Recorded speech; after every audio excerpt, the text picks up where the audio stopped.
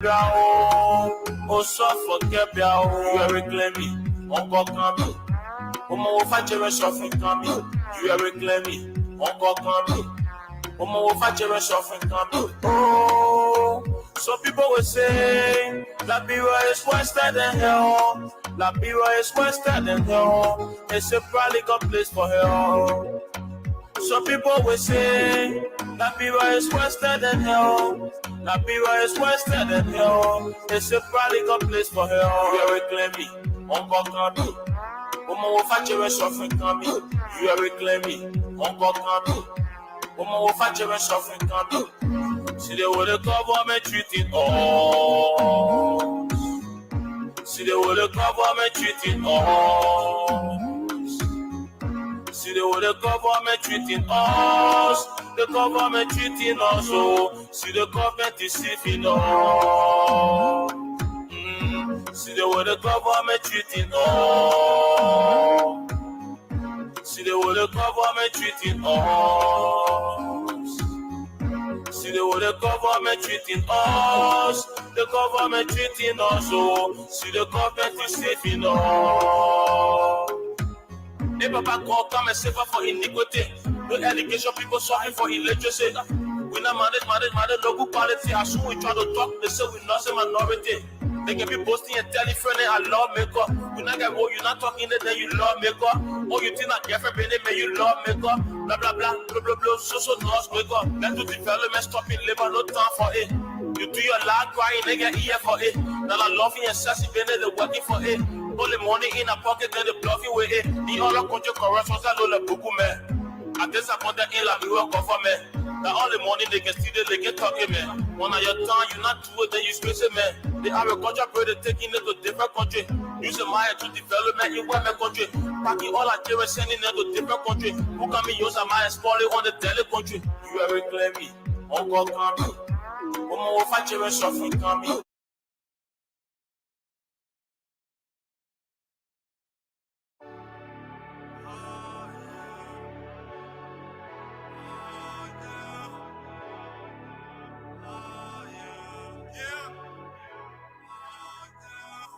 Every day and night, every night and day, I wanna love your body, girl, in every single way. Every day and night, every night and day, I wanna love your body, girl, in every single way. We have to tell it and we getting it on. Baby girl, tell me what you wanna do. Yeah, right. We can stop on the bed, bath and beyond. Baby girl, tell me what you into. Yeah. Cause every day and day, I wanna love your body, girl, in every single way.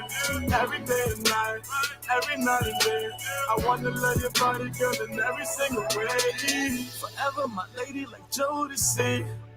You see your body keep controlling me, and I'm trying to get it popping like it's ecstasy. But your body should stay close to me. We gon' get it poppin', and soaking wet, fuck around. Got your girls, man, they all upset. Where you at? Where you been spending time? Got a man, I always hit you up, but you not around. I be on not a man, I hit you up on the phone. I'm head down to pick you up, baby girl, when you all alone. I wanna call you up, but I can't do that shit. Come over here, baby, you the one I'm rolling with. You the one I'm fooling with. I spend the hours, 1,000 flowers, and tuna fish. Baby girl, you the only one that I'm dealing with. I swear to God, the MC Hammer catch you too legit. And didn't know that you my mama mia. Baby girl, you picture perfect like the Mona Lisa. Take you out to France, do it a little dance. Telling me that you love me, you posting it on the gram. And didn't know that you my mama mia. Baby girl, you picture perfect like the Mona Lisa. Take you out to France, do it a little dance. Telling me that you love me, you posting it on the gram. Baby girl, I got plans for you. Better yet, I made plans for two. Take your time, let me admire you. And baby girl, we get it poppin' like we supposed to do. We can stop from the stairs, girl, I promise an hour. After we done with charades, we can jump in the shower. I'll tell the world that it's yours, baby girl, that is ours. Anything that you need in life, baby, I got you. Baby girl, you the one, boo. Cause you to be the one when times get tough, I turn to. Girl, I really love and I do admire you. You the one that I need. number. Cause you to be the one time you're tough I turn to. Girl, I really love and I do admire you. You the one that I need. Every day and night, every night and day. I wanna lay your body, girl, in every single way. Every day and night, every night and day. I wanna lay your body, girl, in every single way. We have to tell it and we're getting it on. Baby girl, tell me what you wanna do. Yeah, right. We can stuff on the bed, bath and beyond. Baby girl, tell me what you into. Yeah, cause every day and night, every night and day, I wanna lay your body, girl, in every single way. Every day and night, every night and day, I wanna lay your body, girl, in every single way.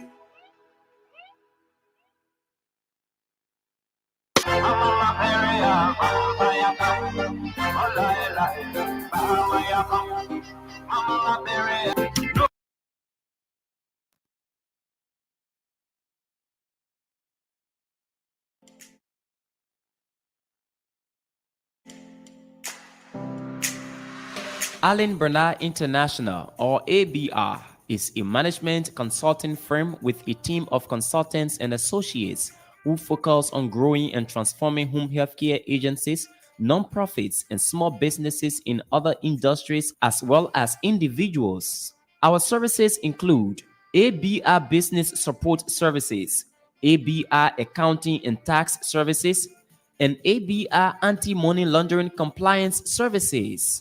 At ABR, we bring to each assignment dedication and commitment, experience and skills, performance-based process, integrated solution teams, and client relations. For more inquiries on our services, call phone number 469-378-3955. That's Allen Bernard International, or ABR, transforming business through ideas.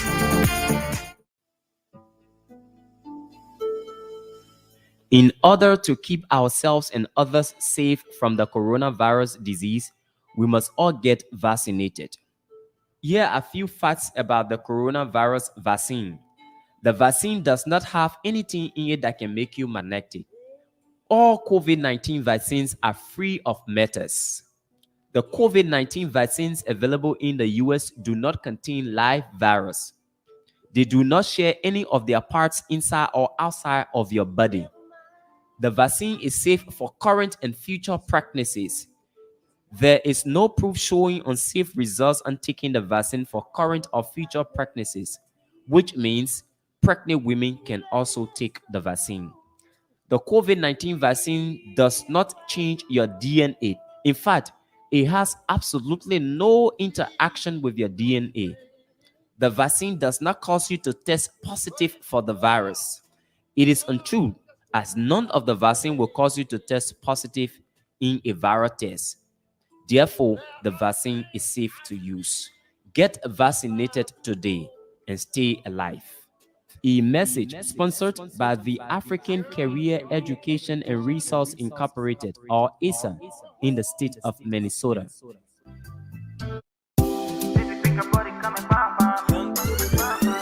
Lopus Kitchen, a Liberian-owned business operated by Johnson and Wales University's trained chef Joyce Matowia, is your dining away from home. At Lopus Kitchen, we prepare all kinds of Liberian cuisines, including fried and rare oil potatoes green, kidney beans, palava sauce, fever leaves, and a lot more. We also make rice bread, meat pies, cookies, Benesi candies, and all kinds of pastry products. Place in your order online today from anywhere in the US at www.lorpukrtchen.com. The good news is your package is sealed in an insulated cooling box and reaches your destination well preserved and fresh. Save yourself the stress and order the best from a professional chef. Lopus Kitchen keeps your fingers licking.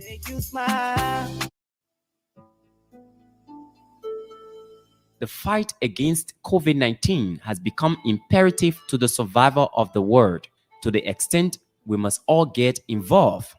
The question is, how do I get involved? Get tested. Get tested if you feel COVID-19 symptoms. Example, sore throat, cough, headache, etc. Get tested if you know you met someone who is now COVID-19 positive. Get tested before going to places where you may meet a lot of people, example, schools, work, etc. Get tested before traveling, both domestic and international travels. Get tested when asked by a healthcare or public official to do so. Get tested today, know your status, and seek treatment if need be to stay alive. A message sponsored by the African Career Education and Resource Incorporated, or ASA, in the state of Minnesota.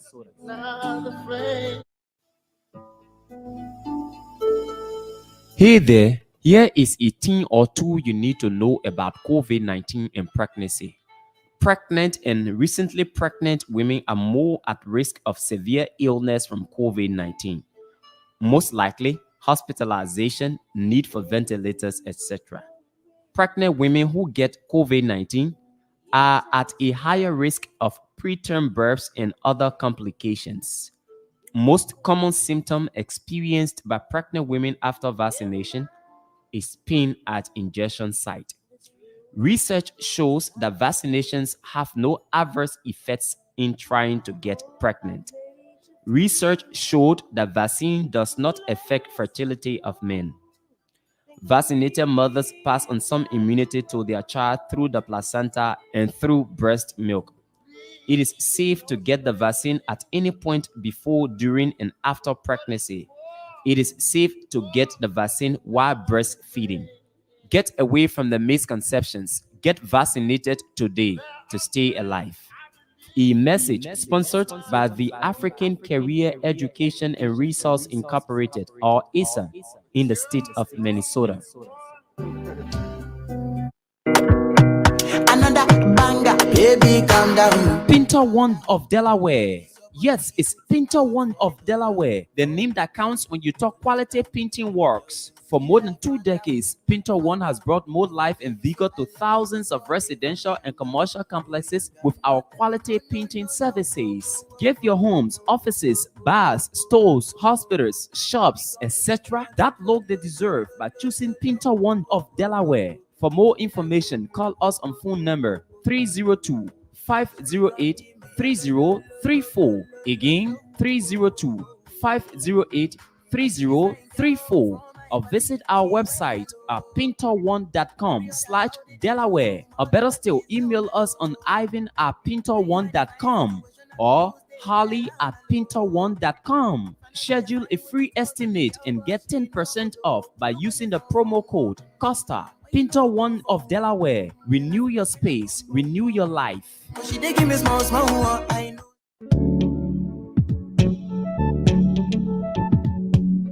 We all know the headache we go through sending money to our loved ones, friends, and family in Liberia. High fees, long lines in banks, the usual complaint of the system being down, such a waste of time and energy. That is why I was very happy when I learned that SendWave is now in Liberia. So now I can send money anytime from anywhere directly from my smartphone to the MTN Lone Star Cell mobile money account of a loved one, friend, or family within seconds for just a tiny fee. So download SendWave now to your phone from your Apple Store or Google Play Store. Add your details, and don't worry, they are very safe and secure. And start sending money today. Don't forget to insert the promo code COSTA to get free $5 credit added to your first transfer. SendWave is secure, super fast, and by far the most affordable way to send money to Liberia. I'm Henry P. Costa and a very happy customer. Thank you.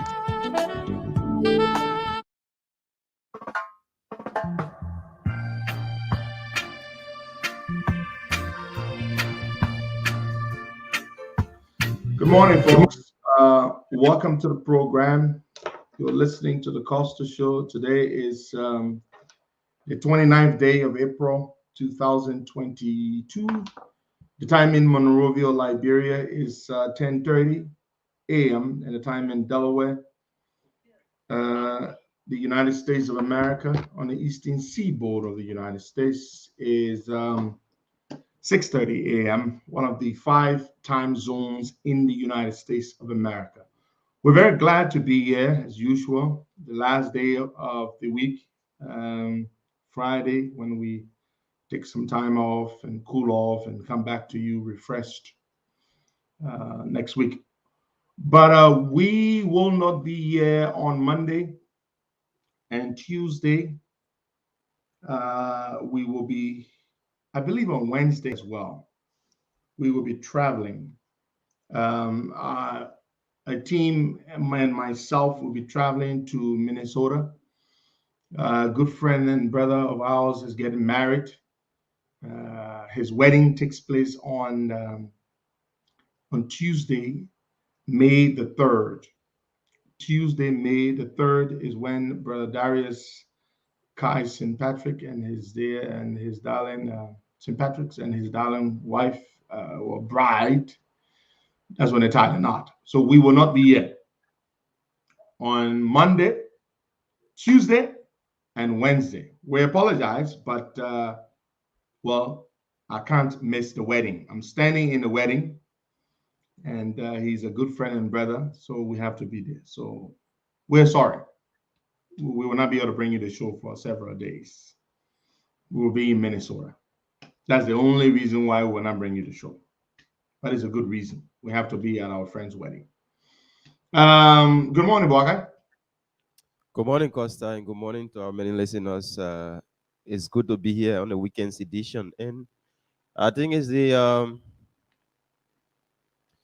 last edition of this month. Yeah, of course. Come on, Boga. April has 30 days, so tomorrow is April 30th. Larry, good morning, my brother. Welcome. Good morning. Good morning. Just doing a quick mic check. Can you hear me, Pedro? Can you hear me, Boyka? Loud and clear. Loud and clear, Larry. Perfect. Perfect. Yep. Happy Friday, man. Happy Friday. We wish you the same. We're very glad to have you with us this morning. We have a lot of interesting things to talk about this morning. Air France. You guys may have heard. I didn't know. I only heard it yesterday from a source, a guy who works at the airport. So just before Brussels landed, Air France landed. But here's what happened.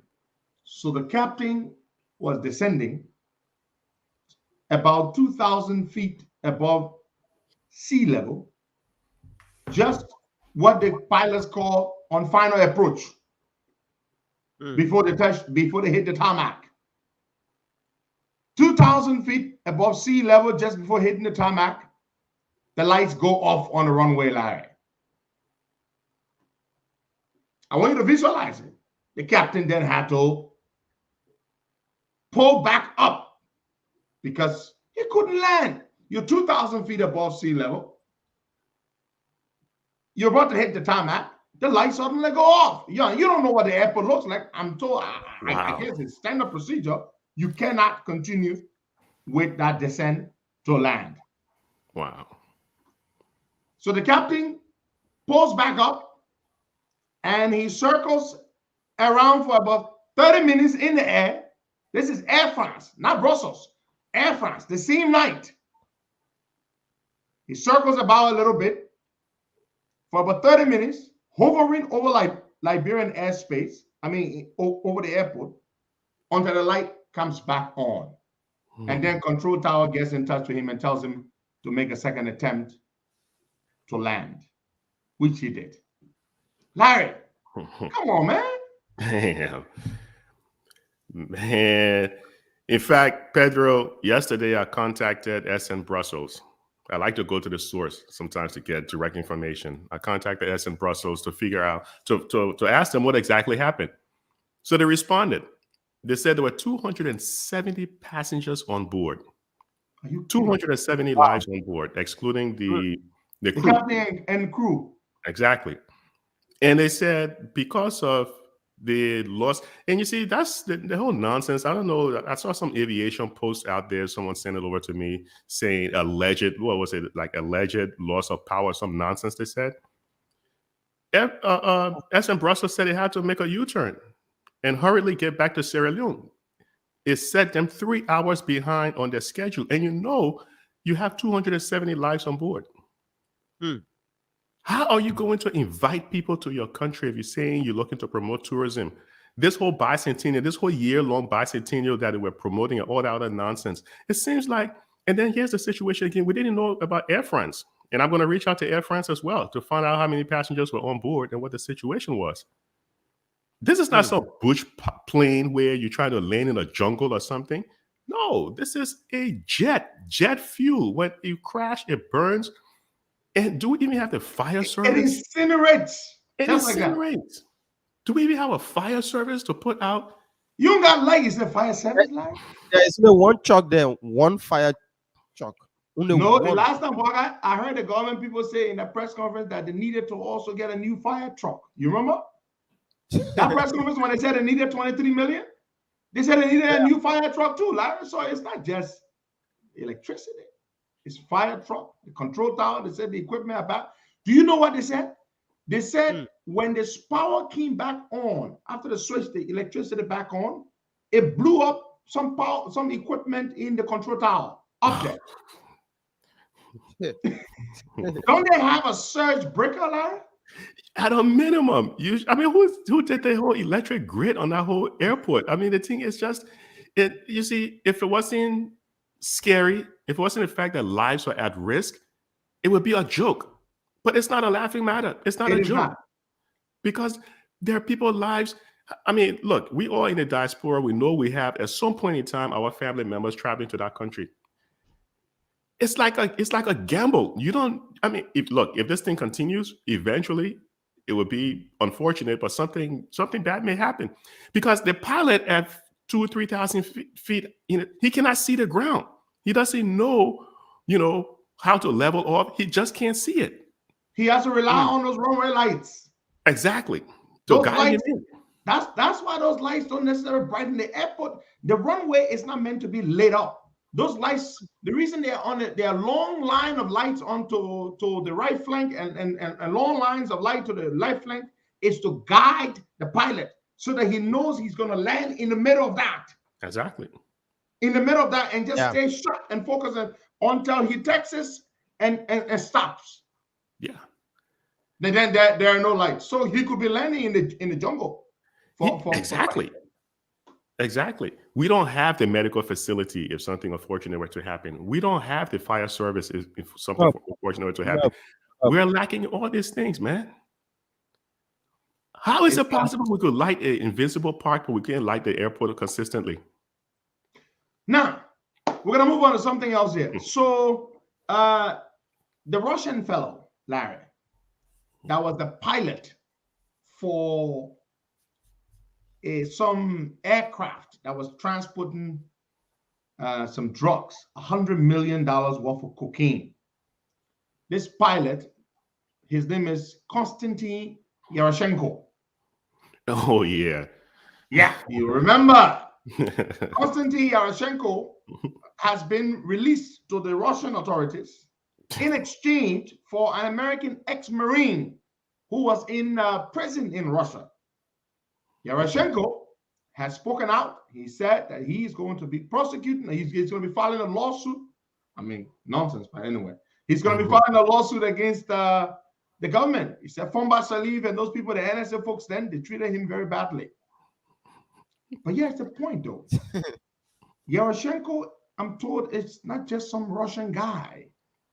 I'm told he is way up there, maybe in the FSB or associated with the security authorities back in Russia. But we're told that he has very close ties to people in the Russian government. My man, do you think Pedro, Fomba Saliv should be worried, should be scared that this guy could try to come after him? Pedro, the Russians do not swap out just anybody for a U.S. Marine. They will not swap, because remember, the U.S. is holding a lot more Russians in prison than just the Russians are holding Americans in prison. Exactly. But based on what's happening right now, the whole Russia-Ukrainian war, for the Russians to single out Yaroshenko to be released as opposed to someone else, they know what they're doing. Exactly. So I would be scared, first of all, because Yaroshenko is not just some little small little puppy that you can mess with. right? Yushchenko has some very powerful friends in the Russian Secret Service. Mhm. Being picked up, first of all, out of Liberia, it shows that Liberia is a transit for illicit drugs, something that the U.S. government has always been concerned with. Liberia is a transit for illicit drugs. Those people at the NSA during the time that Yushchenko was picked up, they should have a lot of worrying. Because, first of all, I'm sure Yushchenko didn't just single out Liberia to move his drugs. No, the story is, Larry, Yushchenko was the pilot on this plane carrying $100 million worth of cocaine, Right. transiting through Liberia. Through Liberia. Mm-hmm. Yushchenko, the people who own the cocaine, I'm told, had already made arrangements with Fomba and his team. They were, in fact, in the story I read, they have bribed Liberian government officials. I have the story here. It was published. Mm-hmm. They have bribed Liberian government officials. After collecting the bribe money, then they still snitched to the American DEA. Yeah. Now, Larry, you don't collect a bribe and then you don't live up to what you promised to do. You want to be a double agent. You can be a double drug agent. dealer. That's why Yushchenko and the guys are angry with Fomba and his guys. And this is the same Fumba, if I remember correctly, who robbed the Korean business people? The Korean businessman of 250,000 US. That is correct. Yes. The same Fumba who Madam Christiana Tai resigned her position because Ellen stopped Christiana Tai from prosecuting Fomba. Yes. He should be worried, right? He's based, because Yushchenko gonna put a lot of stuff out. Look, they said, what's the saying? Revenge is a dish well served cold. Coming from Khan. So I would be very concerned, and this might not just be Fumba Salif, but a whole lot of people who are involved in turning Yushchenko over to the U.S. after collecting their money, after getting paid. But yes, a story. It's published in the National Post. The story reads: the pair that Yushchenko and a Nigerian guy called Chikbo Peter Yume. The pair, that's the both men, bribed officials in the Liberian government, the DEA said.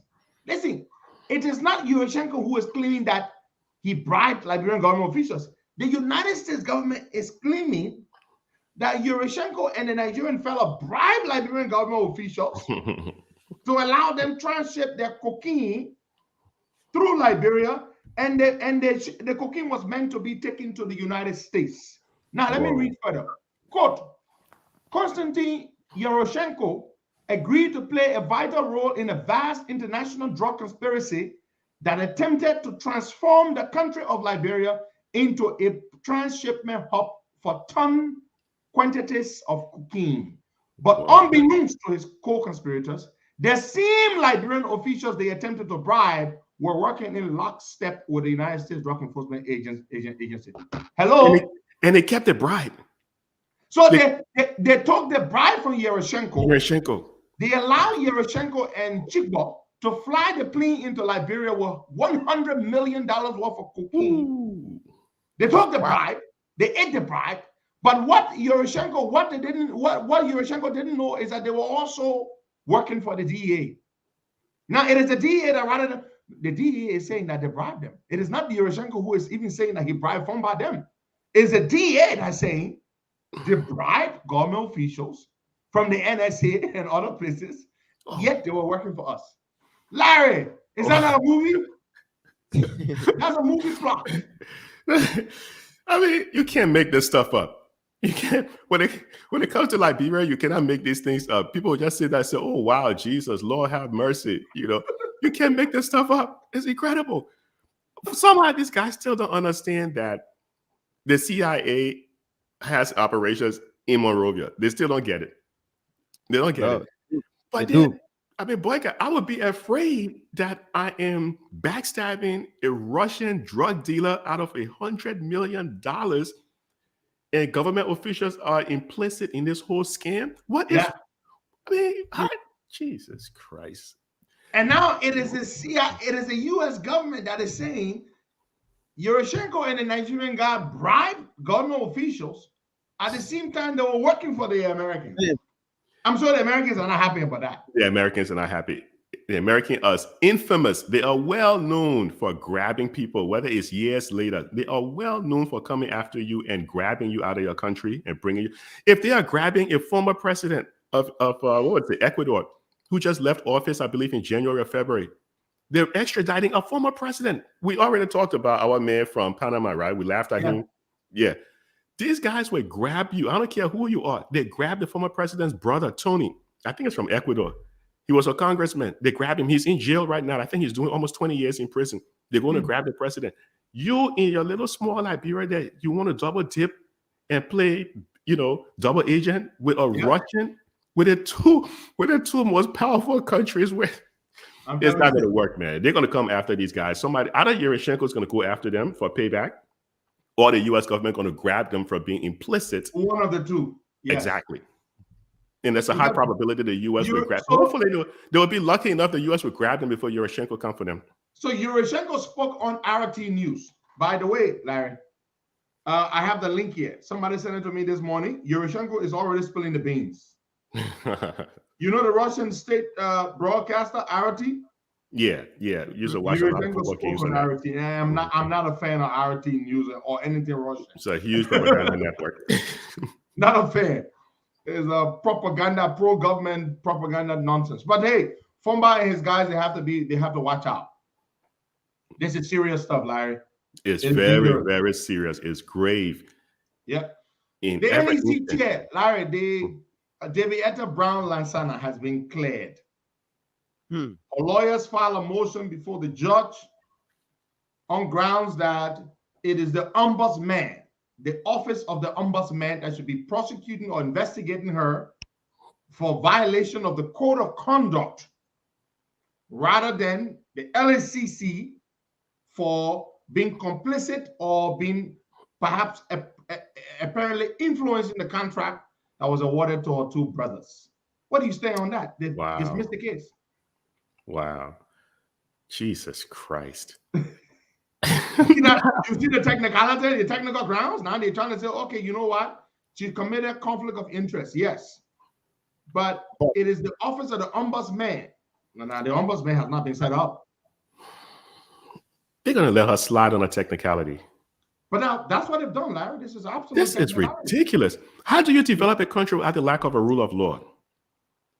We know, based on the survey done after the Civil War, that corruption was one of the leading causes. Forget the tribalism and all that stuff. Corruption was one of the leading reasons why we had this whole situation in Liberia. But yet corruption just seems to be in everyday life. You can go right now, you can steal a ton of money, build a house in Liberia. Rather than be prosecuted, people will say, oh, but at least the man kept his money right here in Liberia. At least the man spending money in Liberia. That's nonsense. That's nonsense. You're not worried about the lack of electricity at your airport, the lack of medicine. At least but the man spending money right here in Liberia. And people accept that. That's nonsense. It is. It's absolute nonsense. Yeah, and there was high expectations on this lady, man. It was very high expectations. Very, very, very. And she has disappointed. She comes from a very reputable family, Larry. Her sister is one of the most respected, people in the country.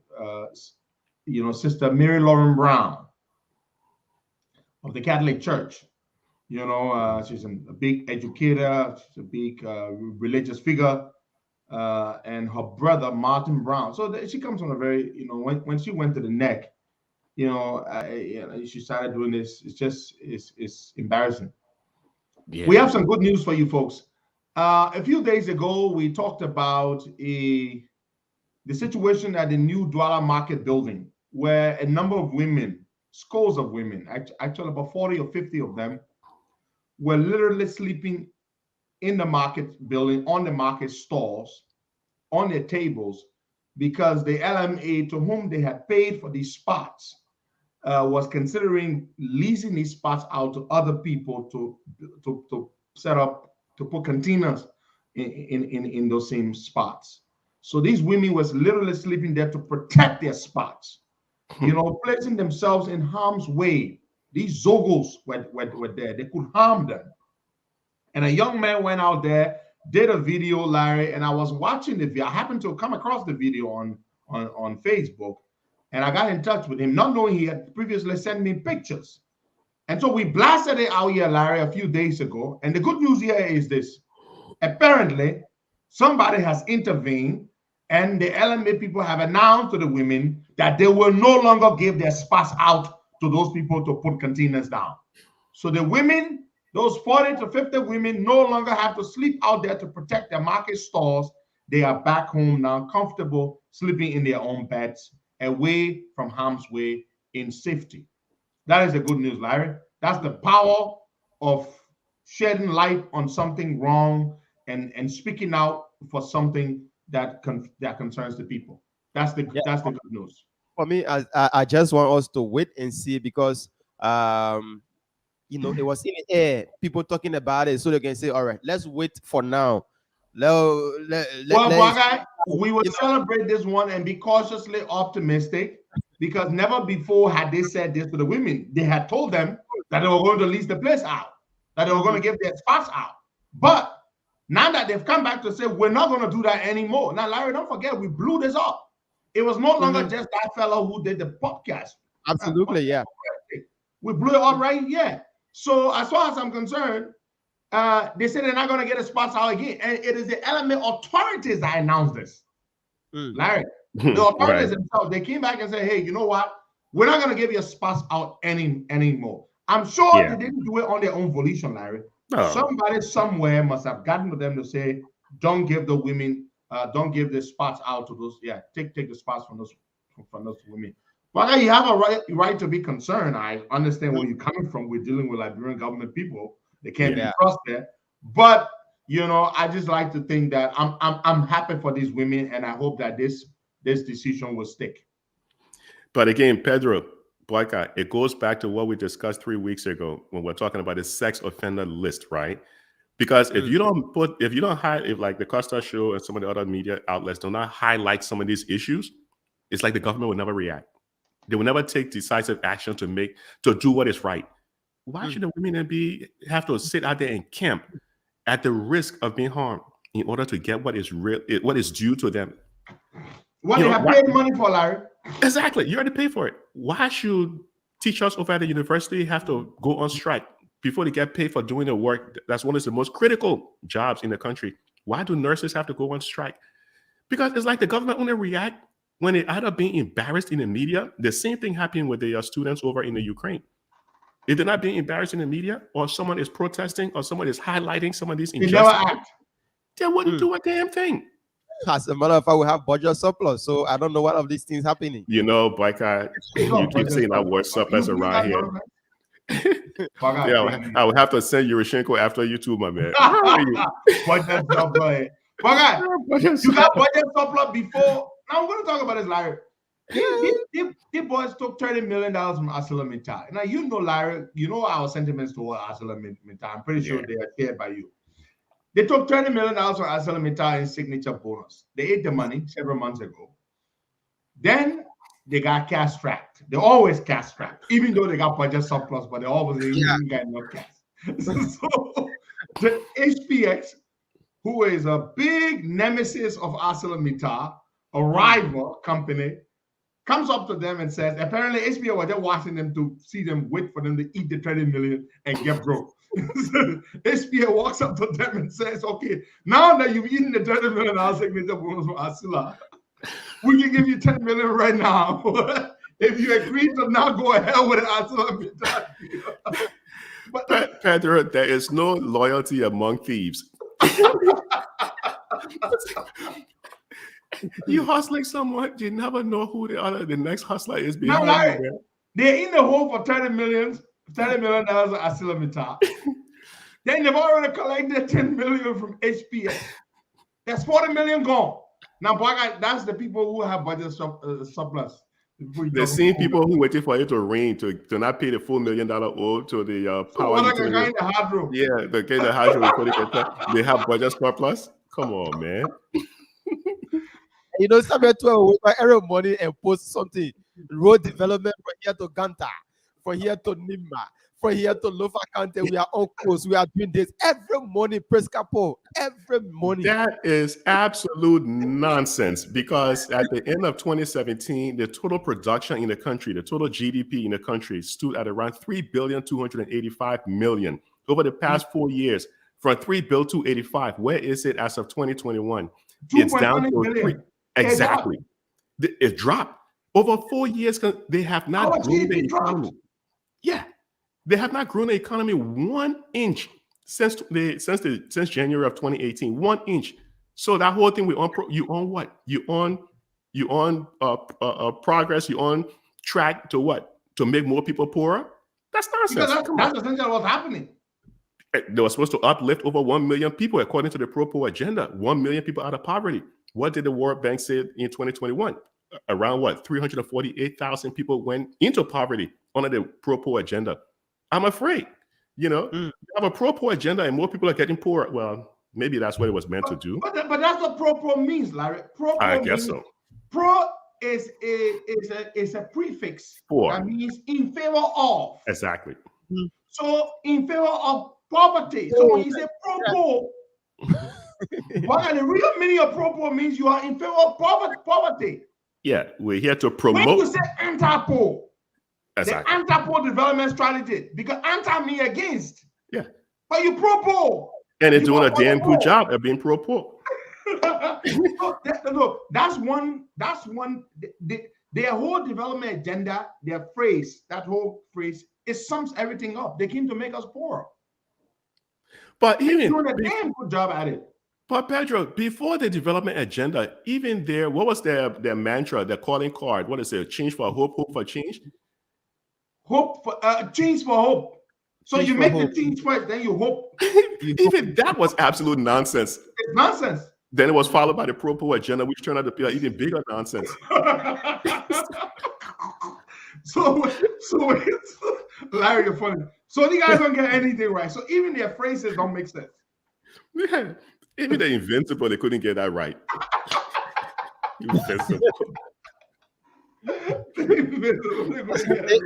Our president not taking action on individuals that don't work in the interest of the government. For instance, airport, there haven't been no action taken by the president.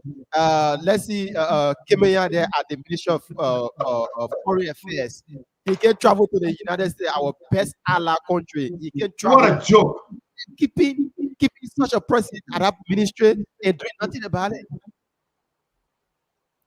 You don't have a foreign affairs representative representing your interests over in the United States. That's what that means, and that's an embarrassment. Yeah. Why you can't get rid of the guy? Sorry, the guy is well connected. That's why. Do you know his wife? The U.S. issued a persona non grata on his wife. Yeah, I heard that on this program. Yes, she was first counselor or something at the embassy at the permanent mission. Yeah, I heard somebody say they are not in Ghana. She's no longer in the state. That's what. Yeah, but they embarrassed for her to reach to Liberia, so they stop her in Ghana, Larry. That's where she is. She can't go home. Look at that. Yeah, we have with us Councillor Lafayette B. Gould Senior.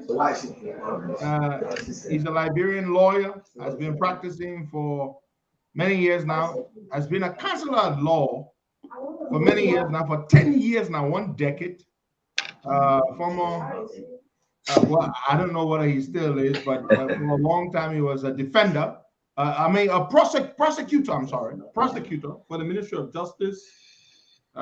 Practice many times before the ECOWAS court. Won many victories there, and we decided to seek legal opinion. We contacted we contacted Councillor Lafayette Gould.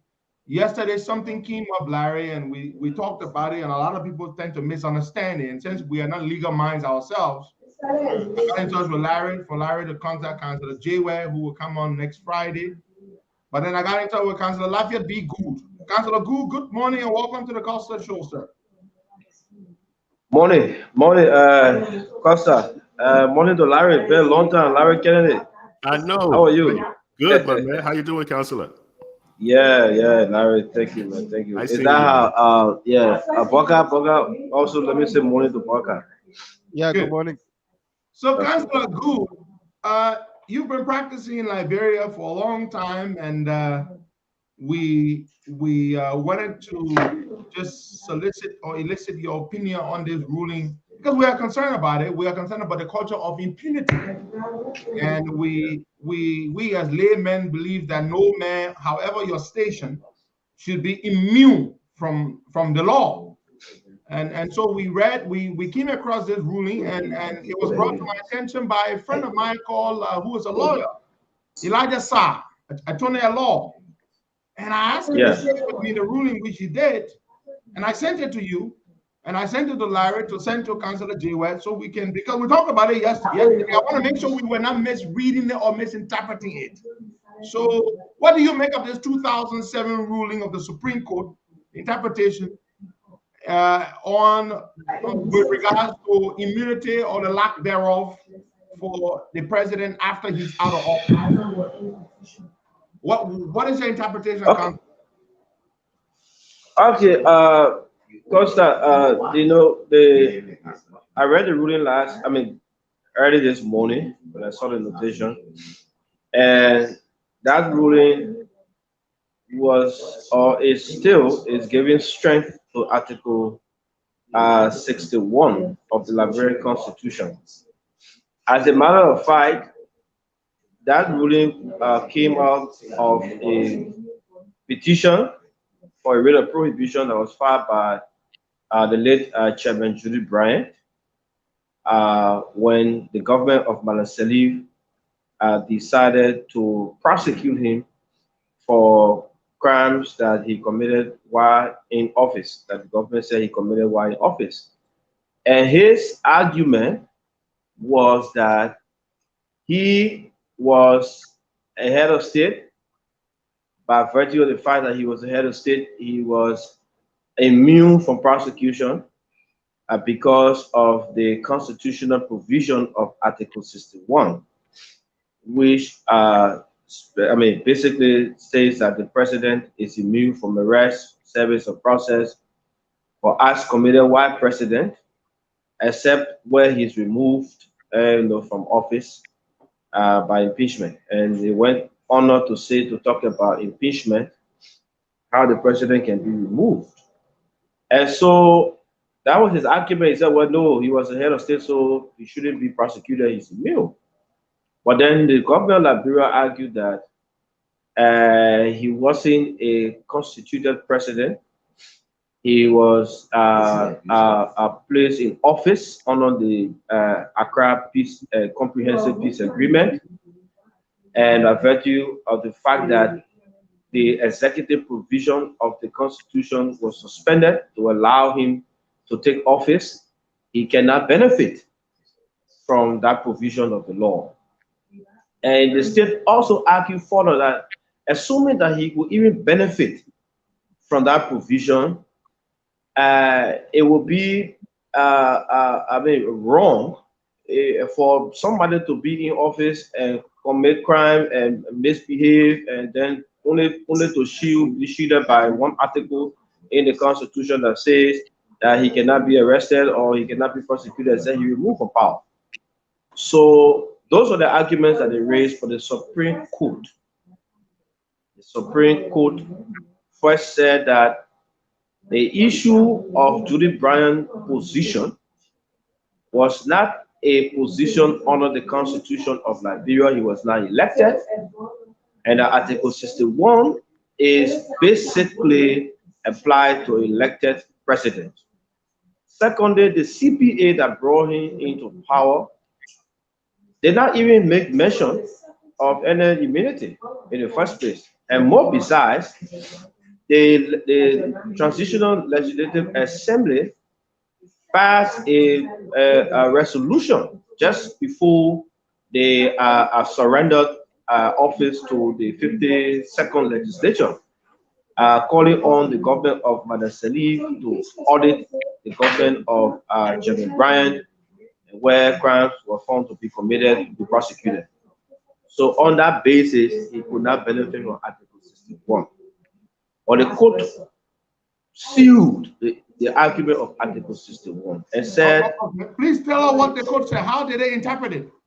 Yeah, they interpreted it to mean that once the person is president, and if you believe that he commits a crime while president,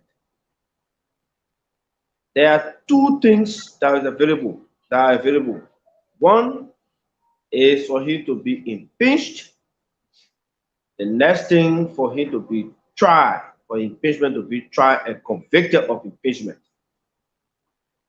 In the absence of that, the person is immune from any such prosecution.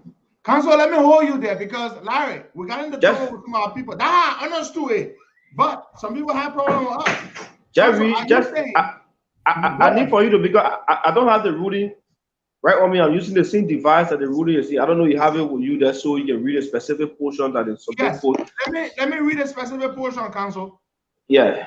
Larry has it as well. Let me read a specific portion. I'll just go to the inbox with Larry. Okay, this is a specific portion. The Supreme Court said, after due reflections and having carefully searched and meticulously considered all the attendant circumstances and the laws controlling, we hold as follows. 1, that Article 61 of the 1986 Constitution of the Republic of Liberia provides immunity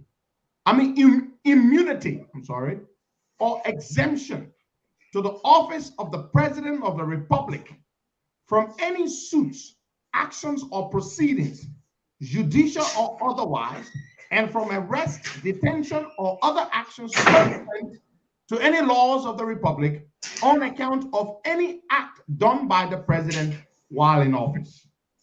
That is, the President is not amendable to the courts, but only to the legislature in an impeachment. I'll stop right there. What does that mean? Thank you. So it means that the President, while in office, if he commits an offense, you can take it to court. A portion of that opinion. You mean after he leaves office? No, don't come in before you get to the issue of leave office. A portion of that opinion make reference to James A. Pierre opinion, right? And that opinion talks about how bad, I don't care how bad a law is, how unfair that it looks. The court is under obligation to interpret it as it is. And any changes is in the office of the legislature and not the court. So I don't care, the Supreme Court, we're not going forward to say what Article 61 is so terrible, is so bad, or whatever the case. You have a remedy. That is, if the person is in power and committing crime and you find out that crime is being committed, the only forum that is available to you is the legislature. It is the legislature that will commence an investigation. It is the legislature that will determine that the offense or the conduct is criminal and is impeachable. It is the legislature that will move to impeach the president, and then a section of the legislature, which is the House of Representatives, and then the Senate will try the impeachment. If he's convicted, it means that he's violated the office he's in, and the offense that he's convicted of for impeachment, he will also be punished for that offense in the courts of law after he's removed from power. Going forward in our opinion and say anything other than that is done. Let me read the second part, Counsel. Yes. That proper subjection of the President of the nation to any judicial action shall be subsequent to his or her removal from office on account of impeachment and conviction by the national legislature. What does that mean? Thank you. So it tells you now that after you have taken, the legislature has taken an action to have the president impeached and convicted for impeachment, the conduct, if it is a bribe, if it's murder, if it's theft, that led to that impeachment, that conduct is cognizable before the courts and he can be prosecuted thereafter. That's why when you read Article 61, it says The removal from office and disbarment for holding public office is not only Emerson is limited to that, but the president can be tried for what? Any indictable offense after he leaves. So the offense that led to his removal, he can be tried in the courts of law. Counsel, so that means in order for the former president to be prosecuted for a crime he committed when he was in office, you must have first remove him from power through impeachment and conviction. Great. If you did not remove him from power through impeachment and subsequent conviction and removal, he cannot go to court. He goes free. Free. That's why you see many presidents. There you have it, Larry. That's why you see many presidents around here walking free. Larry? And Councillor, just to be clear, people need to understand the distinction, the difference between removal and being replaced through an election. Thank you. So in that very opinion, the Supreme Court quoted, I think, Article 40. There's an article that quoted on removal, how you remove the president from office. Yeah. Because when it says in Article 61 that removal, except the person is removed, this is a horrible law, Larry. Horrible. Then it quoted another section that deals with removal. So removal is defined under that section. It's better. Removal is by impeachment. Trial, conviction, and removal. But impeachment by itself doesn't do the trick, because impeachment is just an indictment, right? To bring charges. And that's what it says. That's what it says. He must be convicted. Exactly. He must be impeached and convicted of impeachment. Yes. So he is. So he or she is immune, cannot be prosecuted unless they are impeached, convicted, and then removed. Otherwise, whether in office, out of office, you can't touch them. No, you can't touch them because that's the case. But that's not what it is in America, right? No, it's not in America. It was because of the Richard Nixon matter. When Nixon said he cannot be prosecuted, right? And because he was pardoned, so the Supreme Court and the legislature had to ensure that the constitutional safeguard was there, that nobody would just be in power and commits an offense, and then when he leaves, he cannot be prosecuted for it. So read our opinion. Scandal of 1974. Yeah, right. Yeah. Read our opinion. The very opinion you have, you see the main reference. To the Nixon scenario. Yes. Read it. Are you saying? So prior to the Watergate scandal, where Richard Nixon knew that his people have bought the Democratic building, yes, the U.S. president used to also be immune even after leaving power. Yeah. So and Nixon, read our opinion. Nixon invoked that. I'm sorry, I don't have the opinion right in front of me, but I will just pinpoint to illustrate. I'm using the same device. But yes, and that's why Nixon was able to evade, because he resigned. Remember, in Article 2, Section 4 of the U.S. Constitution, because they never impeached him and removed him. Exactly. So unless you're convicted of corruption, bribery, some high crimes and misdemeanor, the same thing will hold. You cannot be, you are immune from prosecution unless you're removed. Nixon was slick. He avoided all of that by resigning. Yeah. Now, Counsel, what can we do about this bad law? This law that grants perpetual immunity to the president. What can we do about it? So look, this is Liberia, right? So we have to go back to the Constitution and make amendments, because the law that the immunity law is not a statute, right? It is not a regulation. It is a constitutional amendment. The Constitution. Matter. Yes, and so in that case, you have to go back for a referendum and make the necessary changes for the future. That's all we can do. But until then, the only little thing that I am still not clear about is whether, because the issue is, if the person committed the act while serving the presidency, and it didn't come to the knowledge, right, of even the legislature or the prosecutor, because the person was sitting in, because the person was sitting in a position of fiduciary. And we did And not so know the- at the time. we didn't know. So what if the person leaves and we get to know And we can that impeach the him crime is afterwards. committed? And you say, can there be an action taken against the person? So those are the other legal Can I say arguments something that will come up. Yeah. Trump was impeached after he was impeached just when he was about to leave office, right? Wasn't he? Yeah, because the proceeding started. The proceeding started. Mm-hmm. So Yeah, could the we proceeding use that started. as a loophole to go after the former president? So this is why I would say, well, if there's something that you believe glaring and you don't take an action, you talk about it, you don't take an action, well, that's it, the person goes free. It doesn't mean when you accuse somebody, it means the person has committed a crime. No, you have to have the evidence. You have to take the person, to the proper tribunal to show that they confront, themselves with the evidence that you have. This is a very bad law. Yeah. So until then, there's nothing. There's absolutely nothing. And that's why when I on the asset recovery team, and I was hearing people say, "Oh, Larry, myself to talk, I say, we waste our time." Oh yeah. There's And nothing you can do. by the way, Councillor Gould, let's point this out. Councillor Gould was a member of the asset recovery team that we had set up. So, what was your view when people were talking about going after Elling? What was your view? Please share. But I said I was clear. It was a waste of time because there's no way she's immune. And when we read the law, we all found out why she was immune. Nothing you got done for it. So the asset recovery team on the Ministry of Justice was aware that the former president Elling was immune; she could not be touched. No, why you think we didn't call her for any investigation or so? We couldn't because she was immune.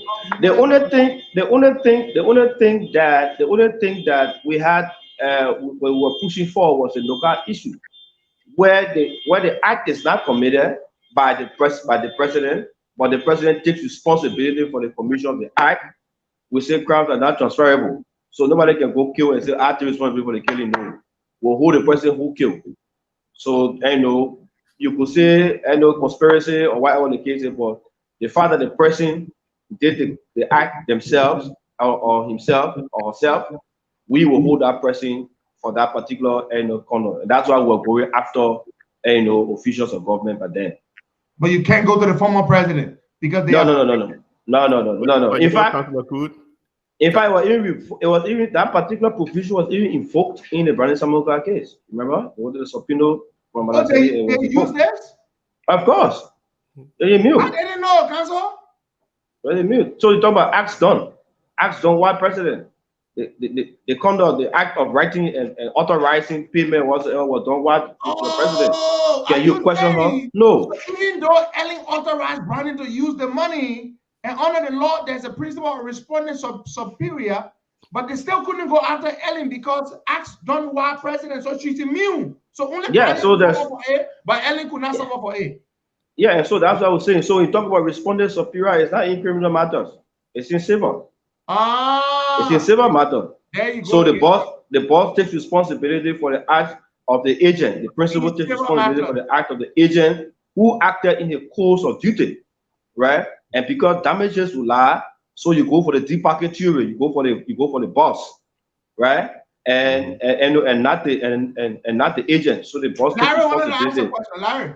Yeah, no, Councillor Cruz said something very important early on. People need to pay attention to this, especially the legislator, because what Councillor Cruz said was no matter how bad a law is the law, because that also reminded me of the ruling when, Boyka Buddy, the representative from Montserrat at the time.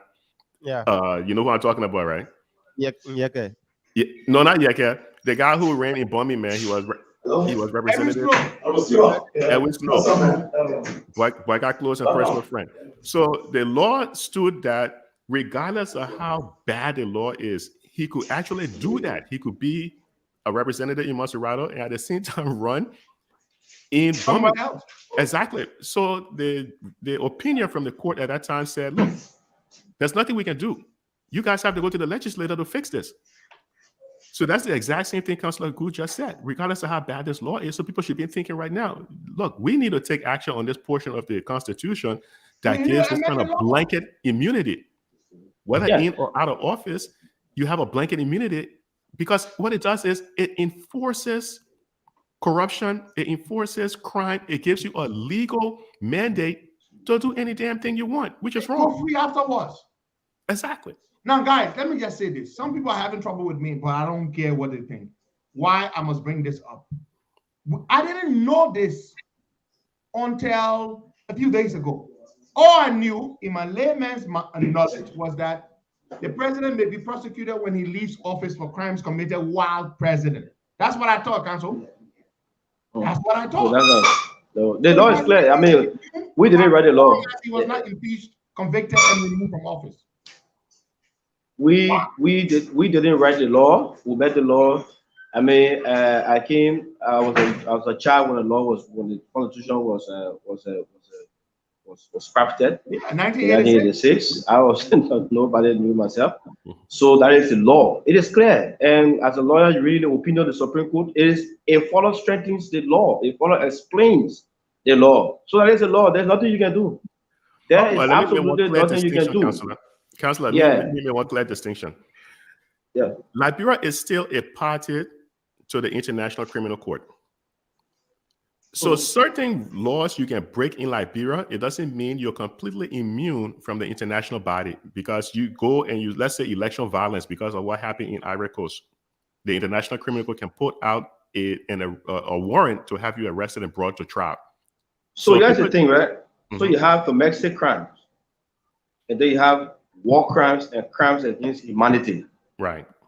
So if the person's conduct exceeds the domestic conduct of criminality, obviously internationally, why you think sitting president would be indicted? Chancellor was a sitting president and he was indicted. In Liberia, Chancellor would not be taken to court because he was protected by Article 61.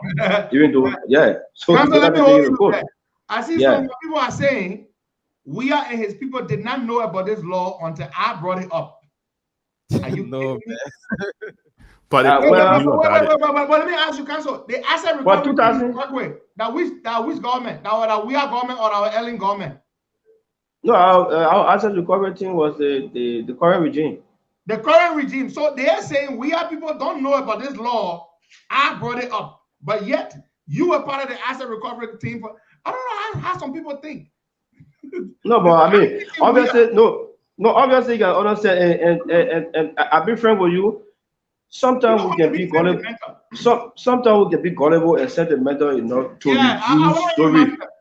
reduce the presidency to an ordinary person. No, so even think that the president who will take an oath of office and not knowing those things that he enjoys, it's stop. So no, I won't countenance. You think they don't know? Yeah, I won't. The president the law. I won't countenance that. That is an open stuff. This law, it was argued.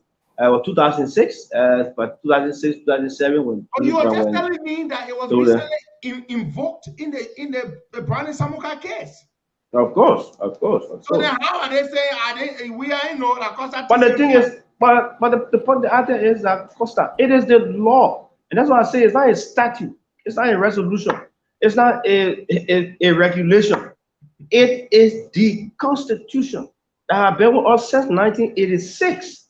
And so for learned people to think that other people would not know, I mean, they just want to be gullible and probably be political about it. That's all. But I would not subject it. My business that say I said they did not know about it because they don't read. All right. No, well, I mean, no. Let me share one inside bit. The fact that I've been in the government, I know about it means no, because the lawyer of the government. Exactly. Where? But Councillor, during the asset recovery thing, we all met a high-profile lawyer in Manhattan. They run one of, I think, the 5th largest law firm in the U.S. Yeah. And the partner in that law firm. Yeah. Yeah, the partner in that law firm, he explained to the government that the president was immune from prosecution. This is a lawyer who was a former federal prosecutor. This guy, he's a big-time lawyer, big-time lawyer in the U.S. Mario Wolf, and he spoke to these guys about it. Maybe they didn't understand it or they didn't know, but they were actually immune from prosecution. He's a federal prosecutor. He also prosecuted people for a white collar crime here in the U.S. So I don't know. I think that they may or may not have known, but no. But Larry, come to think of this. Who were the people actually calling for the prosecution of Balaseli? Who were they? Was it the president? Was it the minister? Was it who? Well, ordinary people who don't understand the law. Mm-hmm. You know what I'm saying? So, I mean, everybody who went out there knows the law, right? So when people continue to ask all questions about the law, we say, no. Why you not running after? They will say, no, we can't do that because we bad, because this person is immune. So it was not officials of government are calling for, for the prosecution of the former president. No, because those officials are cognizant of the law. It was ordinary Liberians who felt that there was a need to go after, yes. And so we had to make the clarification, and that we're making now, during that time. Yeah, Council, let me ask you a question, one last question before you go. And then what I will ask you as well. So the way forward, what do you propose we do to ensure that future presidents or even the sitting president does not go free? What do we do? Amend the law, create a condition that if the person commits a crime, because the essence of that immunity while in office, that's why I say when you read the opinion, is the presidency is in one man, right? Unlike the legislature that has several persons that they can decide. It's in one person, and that is the president. The powers of the executive branch the power rests in one person, is the president.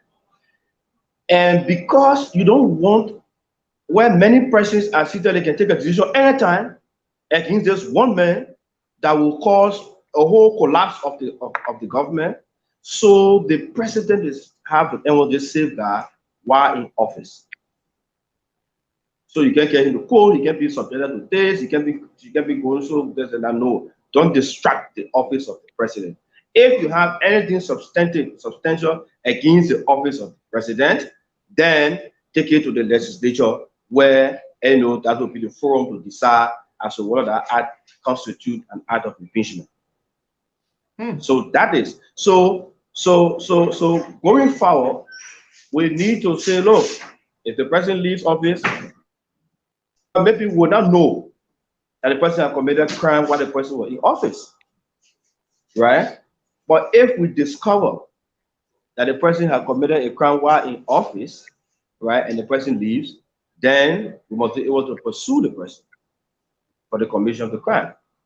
I don't want to think that anybody will come to power and want to commit crime because we honor oath to protect the law. But they don't commit crime. But there will be sometimes that you will be conducting. There will be sometimes that the way you will conduct yourself, people will be dissatisfied and will start thinking that something wrong is happening, right? Or something wrong has happened.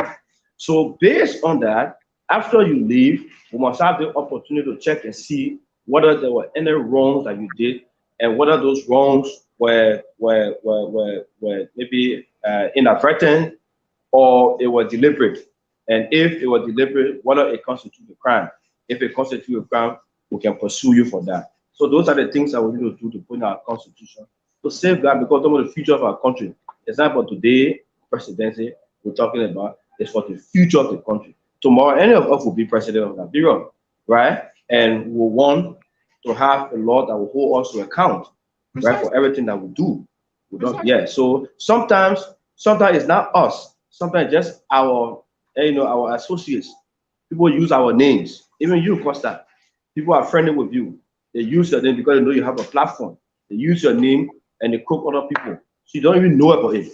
That's true. And sometimes, even when you get to know about it, because of the closeness, the sacrifice that probably you've made, it makes it the person has made for you in the past. It makes it difficult for you it makes it difficult for you to come and take any decision against the person. So sometimes that's why you see in America, they talk about complacency. If you are complacent, they hold you for complacency. If you are complacent with the commission of a crime that somebody committed, you're complacent with it, you heard it, you knew about it, you didn't say anything, they can hold you for it. So those are things. Your complacency can be interpreted as your complicity. Yes, it can be. Yeah, So you knew they I committed a mean, crime, but you did not act. Therefore, yeah, you are follow complicit. the, yes, yeah, you complacent about it. Follow the criminal justice system in America. Read most of the cases, you will see public officials how to fall into authority. They're not them. We But the are fact we they got are to we know, are learning, and, oh, and, Larry. and they We are took learning. and they took no action. And you know, we all human. And you know, without robot, even robots, that human made robots. So obviously we have some human qualities that why you can move and take things from one place to another. The human quality has in it. So there will be a defect because robot side will get end at one point in time, maybe because of the human quality that's in it, it will end up allowing some things to pass its face. Council, thank you so much. Now, folks, I want to say this before Councillor Gu leaves. Our job here is to educate you and to advocate. For example, if the women in the market who had to sleep in the market stores to protect the market stores before they're giving away, their spots are giving away. For example, educating you about something we even didn't know about. A few days ago, I did not know there was a law that protects the president from. It hurts. It hurts to know that the president enjoys lifelong immunity from prosecution for crimes committed while in office. But our duty is to inform and educate you. That's why we are here to do that. You may not like everything we say. You may not like all the opinions we express, but this is not an opinion. This is a fact. The law is the law. The learner counselor said, you know, whether laws are ugly or not, but they are the law. The law may be ugly. When the law is ugly, who has the power to change the law? The people. But the people in power must facilitate that. We cannot we may ask for a referendum to amend the law. But it is the people in power who must grant and facilitate the referendum. Councillor Ala? Councillor Gu, thank you so much for coming on. Give us your parting comments, please. Yeah, so let me just say, we'll talk about the issue of the lobbying, but you know, I had a matter before the Chamber of Justice in recent time. And my colleagues and I appeared, and the Chamber of Justice, I argued, I said, well, this is the Constitution, right? The person cannot be billed for a crime of murder. The law says, in all other crimes, the person will have the right to bail except for felony or high crimes, we'll say, right? Except for grave offenses as defined by law. So murder is a grave offense. Capital offense and grave offense are defined by law. Murder being a capital offense, it cannot be billed. The only thing that is available to a criminal defendant is either a speedy trial, or if we miss out in the 2 term of court after indicting him to prosecute him, is to move forward at dismissal, but not to move for bail. So, I mean, the Chamber of Justice told my colleague, he said, well, look, in as much as they love myself, we are like it, and you know, I mean, yeah, but just tell your client to pack it back and, you know, go back to prison because I will issue the writ, because that's a law, that is the Constitution. So until it is changed, that is the law. If that statute, you can say the statute unfair because the Constitution says, oh, don't do excessive bill, don't do the one. But if the Constitution says for slapping somebody, your bill is 20,000, my brother, that's it. It will be 20,000. But if it is a statute that says for slapping somebody, which is a minor offense, a misdemeanor of the 2nd degree, we say, right? Misdemeanor of the 3rd degree now, which is punishable to 30 days imprisonment. Somebody will pay 20,000 for bill. The Supreme Court will strike it and say it's excessive. But if the Constitution says it, there's nothing you can do. So the fact that the Constitution has spoken today directly, there is nothing absolutely we can do except we go back to amend the Constitution in the referendum will be conducted, where all of us will go there and vote and come up with a decision on how we want that provision to be. Hey, can I have one final question before the councillor leave? One quick question, Councillor Coot. Yeah. So this law does not immune the president from asset recovery. Is that correct? Well, but obviously, how you gonna recover your asset if you not be investigated? But so If you here's not be investigated, how you recover your asset? so here's the thing. How? So, but wait a second. Here's this. Is Except maybe, and that can go to the court again. Except maybe a president goes to declare his asset, and he or not declare. But it's on file Right. right So now. Is that correct? And in fact, in the first place, before you even run, you declare your asset, right? So if you honor declare your asset and you swear that treasury rely on an oath, right? Mm-hmm. So obviously you can be held because those are conduct that you exhibited before. That's Okay, the point I'm trying to get. President. Before you came to power. Remember But that. let me ask you, Yes. He filed his asset declaration. Larry, Mhm. Larry, let me throw this in before the councillor leaves. I hear some people saying, I read the comments. Some people are saying all kind of things. I hear some people saying, we will change the law and go after we are. I know that that's not possible. Council, please tell them so they can know. Yeah, that was the question I wanted to ask. If this You can't law, even change the law and go after Ellen. But council, explain to them what the principle if it can be But how can you suspended, change the law to go after somebody when the very law talks about ex post facto offense that was not committed, that was not considered as an offense at the time was committed, the person cannot be held and no punishable and no liable for that offense. Thank you. So how you going to do Who that? can sign it? Who can sign a veto the law? We're talking about the future. Only We're talking about now. We're talking about the future, not the past. Everything that happened that will happen now, right, will happen for the future, not for now. For example, if we reduce the tenure of office right now, it will not apply to we are setting term. It will only apply to the future, the person who will get elected in 2023, right? Or here is it. If you pass it now and an act and it is I mean it's passed, is approved, it becomes a provision now of the Constitution, and an act is done after the passage, right? You can be here for that act. That is correct. Sounds good. Yeah. Council, thank you very much. Thanks, Councilor. So nice yeah, seeing you again, man. Yeah, yes. Council, we really appreciate Okay, it. man, Larry, we hope to see one of these days, man, soon. Yeah, definitely. Let's connect again. All right, folks, there you have it. That's Councillor Lafayette Gould. He's a lawyer. He's been a public prosecutor for the government for many years. And we decided to bring him on to share with us. Larry, what's the takeaway for you? Man, this kind of blanket immunity. And, first of all, I'm glad the Costa Show, you, Pedro, Boyka, you guys have been discussing this. I'm glad you guys raised this because this is how we learn. It's our job. Yes, some people don't want to hear it, but we don't really care. But this is how we learn, right? Because learning should be a lifelong experience. Yeah, it's a lifelong experience. Nobody knows everything. No one has a monopoly on education. We learn when other people mention things and erase it, and we learn.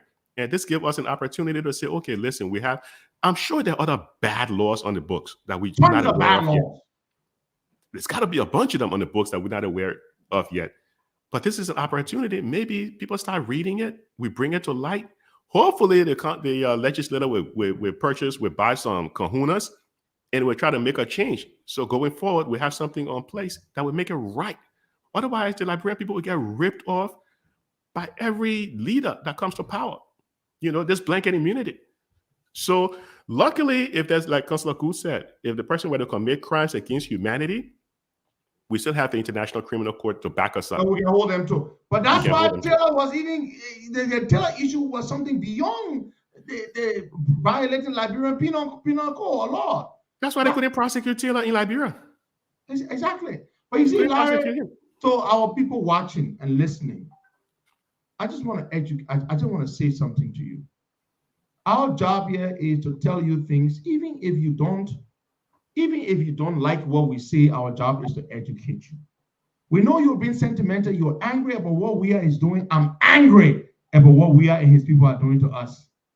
But when I see something that you need to know about, now tens of thousands of you know that there is a law that says that we are a people. Unless we are not a people, all a people can be prosecuted. The law only protects the president. Do you know the law does not protect the VP? Yeah, it's just the president. The law does not protect the VP. The It's law just the only president. protects the president. The Now, foot soldiers, they're on their the own. foot soldiers are not protected. Nope. Only the president. So the point is this. Some of you are getting angry with me and say, oh, I'm encouraging we have to steal. That's nonsense. You're crazy. I'm educating you and providing the platform for people to educate you. That's what we're doing here. And Larry and I and Boaga, we are all sick. Are we happy about that law, guys? Nobody would be happy with it. No. Happy. The only person who would be happy would be we are, but rest of the What was I the saying for the last year or two that will prosecute we are, right? Mm-hmm. Isn't that what I've been saying all along? We'll prosecute we are when we come to power. Mm-hmm. And I see a post from a friend of mine called Elijah Sa, a brilliant lawyer, Larry. The guy said, y'all be excited. You can prosecute Liberian president. I'm like, what? I made a comment on a post. That was I said, Elijah, send me that law. Because that's how we learn. That was a brilliant catch. But what President Obama said, don't be angry, don't boo, go vote. Go vote. Go and vote. We need to change the law. The referendum comes out, go vote. Don't be angry, don't boo. Exercise your let's take a few calls there. Let's go to the lines and take a few calls there. I would listen to the calls offline, bro. Okay, bro. All right, bro. Take care, boycott. Okay. All right. 0770102 555 102 102. The WhatsApp number is +231 888 624171. Let's see if we can have this person on the line this morning. Hold on, let me talk about this. I want to congratulate Counselor at Law and businessman George B. Kailondo on his win against Global Bank. Kailondo filed two lawsuits, one against Global Bank and one against GT Bank. Yesterday, the court ruled, and it was on the news, and I heard it, that Kailondo won Global Bank. They awarded him $6 million. Okay? The bank stole money from Kailondo accounts at the bank, held at the bank. Kailondo asked them to pay his money back. They didn't want to pay his money back. Kailondo went to court and sued them. Okay? He won the case yesterday, and they awarded him $6 million. Congratulations to you, George B. Kailondo. You deserved it. We talked about this case before. The evidence was clear. In fact, they even admitted they tampered with the money, but they didn't want to settle. So the GT Bank case, the final arguments, I'm told, should be held. Let's see so this is it's actually a GT Bank. It is GT Bank. So the final argument, it's let me see. Good. So this is fantastic, folks. We just want to say very good news. Let's take some calls there, okay? All right, let's take our first caller here on the line. Good morning. Good morning. Yeah, good morning. And where are you calling us from? I'm Jazzy. I'm calling from Pennsylvania. Welcome. So you want to listen, okay. Why you have the right to do that? The law is a bad law.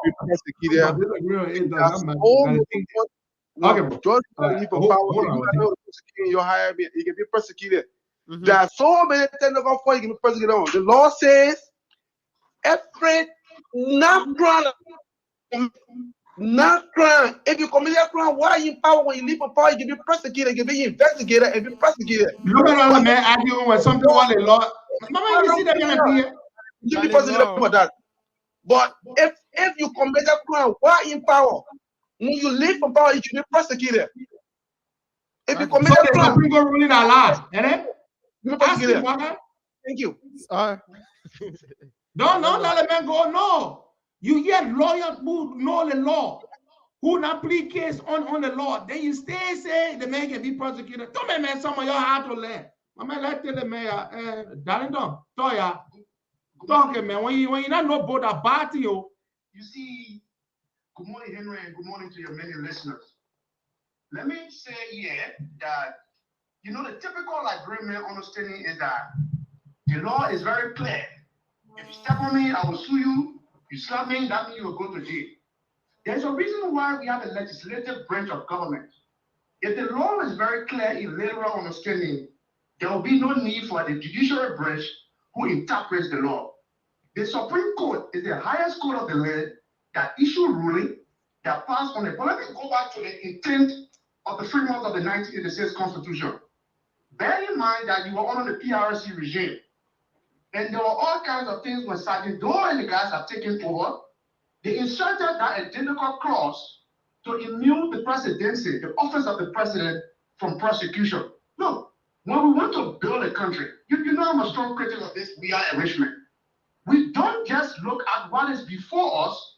We pass laws that will be binding precedent on future authorities that when they come to power, they know that they are supposed to conduct themselves in a proper and orderly way. Does that mean that some of we have lieutenants who we are on record, of rampant corruption? Does that mean we cannot go after them under the law? Yes, we can. But Councilor Gould made it very clear, and the law is not our personal feeling or how we think. Even when in America, Henry, if you go to the Delaware court and sue me over a civil matter, my lawyers have right to respond to your suit or not to respond to your suit. Because the law has something called here, the question of jurisdiction will be identified. You can't put me in your statute or in your jurisdiction, for example, over petty issue of civil matter. There are certain laws called the law arm statute, meaning a violated state laws that are covered under the law arm statute that can put me back in your jurisdiction to answer questions. I don't have to come to Delaware to be suing it. If you want to come and press charges, you must meet me in my jurisdiction in Pennsylvania. So when you learn the law, it's just a different kinds of thing that people need to understand. The law is there for, and that is why the law, they are not casting stone. If you feel your law is very bad, you can go to referendum and change the law. That clause, you change the law. There are lots of things in the Liberian Constitution that need to be rectified. For example, the law says foreigner cannot own land. So what happened to a boy like me from Yucatan? I'm not saying I'm an American citizen, but a lot of our compatriots here in America who take on foreign citizenship, there is something explicit that the law have not addressed to their owning property. So a lot of things, where white person cannot be citizen in your country, but black people can come to America and take on American citizenship. If you feel the law is bad, you put it off for constitutional review. And I agree, when the new administration comes in 2023, in 2024, by January, they should set up a constitutional review committee and submit articles or clauses in the Liberian Constitution. All right, comrade. To be rectified. We gotta take other callers. Comrade, you've made a very, very salient contribution. Comrade Darlington Collins there from Pennsylvania. The law is the law. If you don't like the law, we change the law. The law is a bad law. We don't like the law. Now, you want to get mad with me for bringing it up? You're a small-minded person. I have no sympathy for you. How can you be mad at somebody educating you about something? Who made the law? Samuel K. Doe. All the Samuel K. Doe people, where are you? Brother, one thing I know about Liberian men, when it comes to their own man that they like, they can defend him.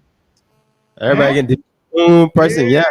You talk Samuel K. Doe, then the same people that criticizing that will be clapping for us on other issues. Soon you talk about their Samuel K. Doe, they will start getting vexed. Samuel K. Doe made this law. It's a bad law. It can be changed. To change the law, you must call for a referendum to change the law. It's a bad law. But again, you need to know Samuel K. Doe is the one that made the law, yeah? Samuel K. Doe, 1986. That's what you need to know. Let's take some calls there. So the Samuel K. Doe people come and start calling me now. Hello. Hello, Baba. Yeah, welcome. Where are you calling from? This is DJ Lumet Baka. Let me say thank you to Henry Petro Costa. Yo, Costa, the only thing because the law is hurting me so bad, the only thing is that we swear. That the only thing we can do, we can swear. We just swear the president. At the end of the day, if you got over there, we swear in all point to adjust. Because it's wicked and wicked law. Look how I never knew what they want to me. See, You can be sitting and somebody push you. DJ They see the person push you, and they will not hold that person. Send you the last touch that you will hold. Why the men put you in that way? Somebody say yes, you the last touch. So I said, why? No, he said that Lord, like Lord funny. So we get to know the only thing we can do. We are going to swear them everything about that is just trying to achieve everything that we get up and close like point. It shouldn't stay. Because that's nothing now. The only thing we are doing is we change the law. Thank you yesterday because I listened to Eugene. The king was acting like one lawyer yesterday. At the end of the day, thank you for bringing Costa Show on that you have brought it to our attention. Even the Bonnie Samuka case was said, why is it going to go? Why is it going to go to court? Now we have and you see, DJ Lomé just mentioned it. The councillor, you see, the Bonnie Samuka case. People were asking, but Ellen told the men to use the money. Now Ellen told the men to use the money. Why they can't sue Ellen? You see why? Because as Councillor Gu said, and Councillor Gu then were part of the case. They were the government lawyer. You can't carry Ellen to court because Ellen is immune from any crime she committed or whatever she did as president. You see that? Marcel, you think I want Ellen to go to court? You think I want Ellen to go to jail? But the law protects Ellen. The law protects Taylor. The law protects all those Sanama Swane. The law protects them. The law is a bad law. Let's take some more calls there. Yo, and Samuel Doe made the law. Yeah? Let the Doe people get back with me in the morning. Samuel Doe made the law. Y'all get back now. Y'all can't cost me because of what they can do. They are fickle. You talk about Jawia because they didn't let Jawia, they will be clapping for me. You talk about Ellen because they didn't let Ellen, they will be clapping for me. But you talk about Doe. You people, some of you people, Jesus Christ. Let's take some more calls there. You needed to know this. I'm angry about this law, and we are all angry about this law, but you needed to know this. Now we know why they couldn't carry Ellen to court for the AFL money, Bagai. We didn't know. Now we know. Yeah. Let's take some more calls there. We can find a way around it and go after John Weir. We can find a way around it. But the law is the law. Welcome. Good morning, Bob. Okay, good morning, Pedro. Many Liberians did not know about this law. It's good that you brought it out and people now beginning to know. Ellen did some things even before she became president, okay? We can stay hold to that. We can prosecute her on that, especially the war crime court. She was not president when they brought war in Liberia, so she stay accountable to go to court and exonerate herself. You know, but I just want to tell you, thank you for an opening on that law. Thank you. Thank you, Chairman Ansumana. You are right. The war crimes court issue will hold Ellen. You know why it will hold Ellen? Because Ellen was not president. Yes. So the law is the law. The law is a bad law, but that's a law. We need to. Mandy Yawa Chick said Ellen knew about this law. I'm sure she knew. What are you talking about, Mandy? You want to get your job. What the first thing you want to do? You become president. The first thing you do, you call your team of lawyers. Okay, what are all the laws here that say I can't do this, I can't do that, or I can do this and I can do that? You think another first thing president will find out, Baga? Now the first thing president will find out, even the president of PC, man, you want to know, okay, this job I get here, what all I can do, what all I can do, what the law say, what the law not say. That's the way, my people. You understand? So rather than be costing me and say I helping Jawia to steal more money, that's nonsense. Don't cost me. My people, you don't cost me, yeah? Hello? I saw Obe. Obe, you know, I will say this. Obe vexed because he say, why are going on talk show that people don't like me there? But let me say something to Obe. Obe, people vex with me for even being friends with you. People say I'm gonna be friends with you because every day you used to cost me for Jawia business when you were supporting Jawia. Every day. Even now, even after Jawia came to power, you say you'll be costing me on your Facebook page. When people saw the video you posted, you and myself eating in a sleeping in my house. You know how many people got mad at me, Obe? They call me, they say, Costa, you trust that Obe man you eating with? All that man can be attacking you on Facebook. You see? People are angry with me for being associated with you. When Joe Biden came, Obe drove all the way from Minnesota and came here. And it was a good thing he did. And Obe was at my house. Before we ate together, we had a great time. Before we went for Joe Walker to the airport, I put Obe in the car. We all went to the airport to receive Joe Walker. We were all together. When people saw pictures of Obe and me with Joe Walker, they started calling me Walker. They said, that man, I see this man. He only there with Joe now because so. Don't let him come close to Joe Walker. I was the chairman of the steering committee. I told him, I said, no. Obe not supporting Joe. You have said a lot of nasty things about me, Obe. Yet I opened arms to you. I embraced you, accepted you in my house. We ate together in the same bowl. I never cared about what you said about me. Then you, Obe, you are angry that other people who said things about me, and that I am cool with them. If I can be cool with you, Obe, Obe, all the nasty things you said about me for years.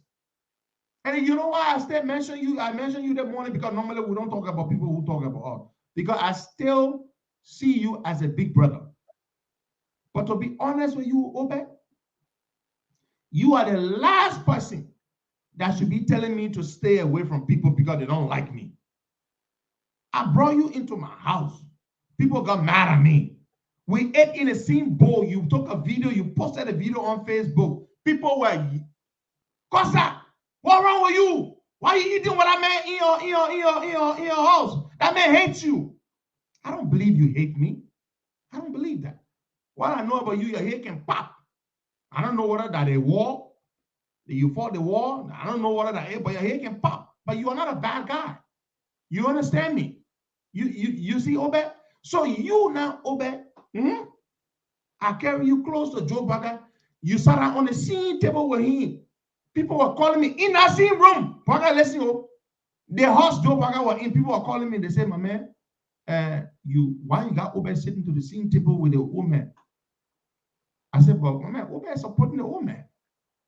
I had to be defending Obe. Tell us what the Genesis. Imagine that. People saying to me, why you bring Obe to the same table with the old man? I carry Obe and say, Obe, sit down right here. Eat with Joe Bagger because I know Obe has been fighting for JMB. I know that. I know Obe angry with George Weah. So Obe is not a bad guy. Terry, he's not a bad guy. My brother Victor, he's not a bad guy. But Obe needs to understand that you can't say you're my big brother. Every small thing you run to Facebook to attack me or to make people attack me, then you say, I'm going to listen to you. You got access to me. You and my second talk. You got issue with me. You can't reach out to me. You go on Facebook and lie about me. For example, Obe went on Facebook and said, I'm defending Jawia about the law. I said Jawia will go free. Can you imagine, Obe? When I have taken bullets for you, people got mad at me. Why I had to put you on the same table to eat with Joe Walker? You see what I'm saying? So Obe, you got to rethink. You understand? People are angry with me for being cool with you. Then you angry that I go on talk show? Come on, Obe. You can't say you are a friend or you are a big brother when you read a small thing. Yeah, yesterday I saw your post. You they're telling people, say, oh, Costa and I take money from Jawia. How am I supposed to respect you now when you go and lie like that because you want people to curse me?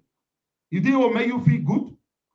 When I have been cursed because I let you into my house, you and I ate in my, and you know who took the video? We were eating.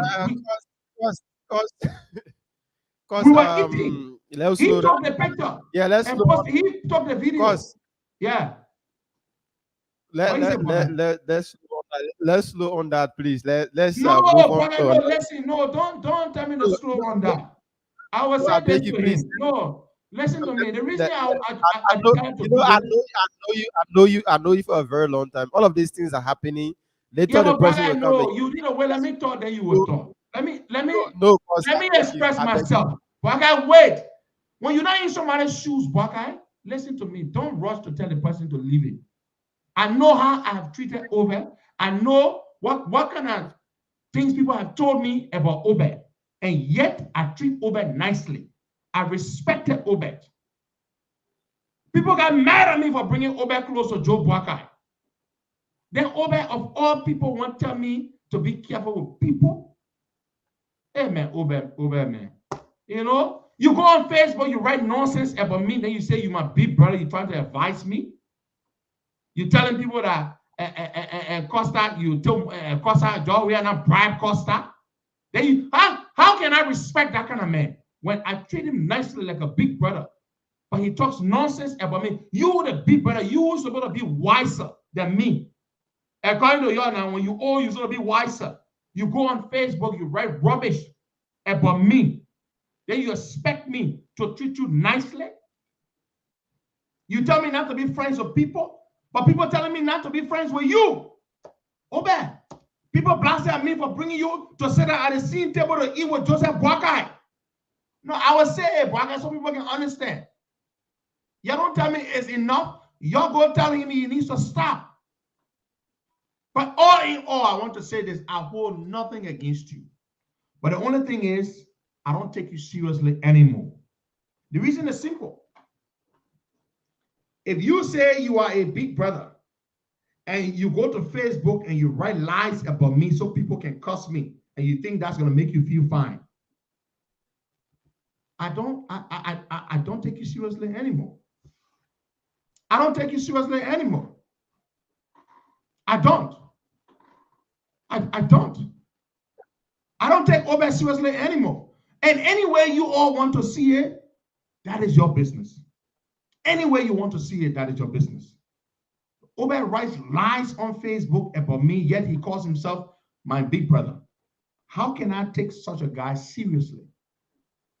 When people attack me because I'm friends with him.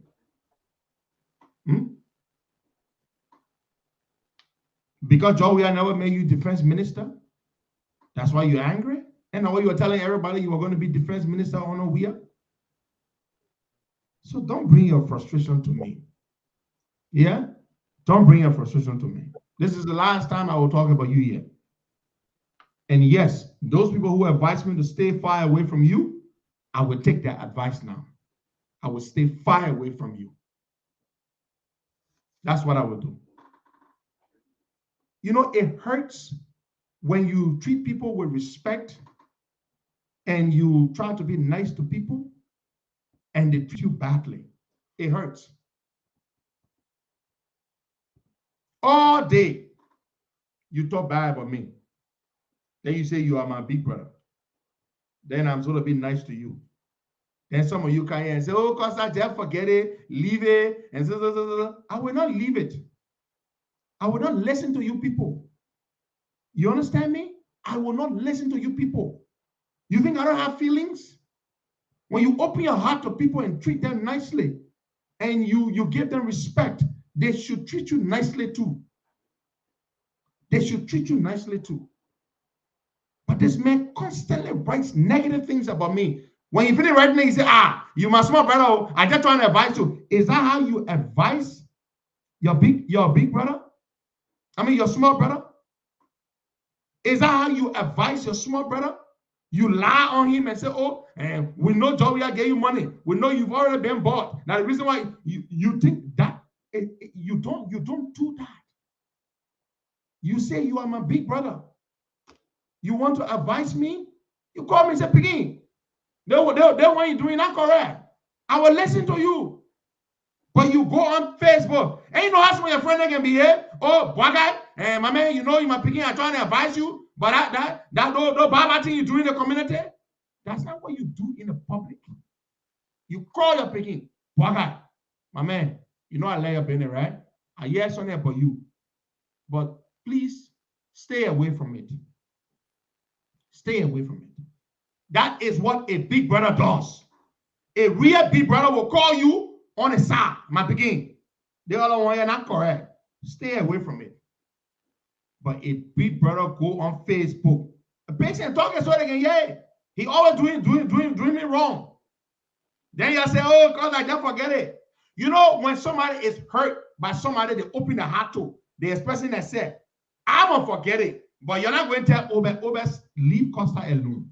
You will not go tell him that one, but you can't tell Costa. Costa that leader. Oh, you know, leader, you can tell everything. Leader got feelings. Leaders got feelings. When George Weah acted childish on Joe Parker after he went and said, what did he say? The 2,500 Edmund Snow carry. Joe Parker did not ask Joe Weah for 2,500 when his mother-in-law passed away. Joe Parker did not ask for it. Edmund Snow carried the money. So, the president said he wants to, to just sympathize with you. And Joe Weah talked to the radio to go talk. How he sent money to Joe Parker when Joe Parker's mother-in-law passed away. Childish nonsense. What did we do? We raised that money and sent it back. Joe Parker was very pissed. So you wanted Joe Parker to sit down and say, because I'm a leader, the mentor nonsense for me, I'm a accept. You don't. We all have feelings. We all have feelings. You understand? So this is the last time I'll talk. Call you. David Gifler, that's the thing. Call your small brother and advise him behind the scene. See my begin? They want all these people you see, so I treat them with respect. Aliyah, Kamara, Delani, I will not listen to you. All of you who telling me to leave it, I will not listen to any one of you. You know what you should say? Obe, you're wrong. Obe, leave Costa alone. Then I will listen to you. But no, you want Costa to leave it alone. You're Costa as a leader. Obe, what rusty, crusty man, you can tell him to leave it. But you can't tell Costa, the small brother, to leave it. The rusty old man who got a PTSD, who vexed because John Weah made Minister of Defense, you can't talk to him. That means the Peking you can't talk to because the Peking are the leader. The Peking supposed to, when somebody can joking with nerve said the Peking man, just forget it. Anything Peking man, just forget it. That one man like not go nowhere, leave it. Cause I just leave it. Let over talk nonsense for you. Just forget it. A lot of people say nonsense about me every day. It doesn't bother me. But you know what bothers me? You know what bothers me? Is when you are close to me to some degree. When I treat you with respect. When you got access to me. You go on Facebook. Oh, you see the man? The man finna taking money now. The man not take money for the other person. Then you say, you my big brother. I cut you off. I cut you off. That's it. And whether you like it, you don't like it, I don't care.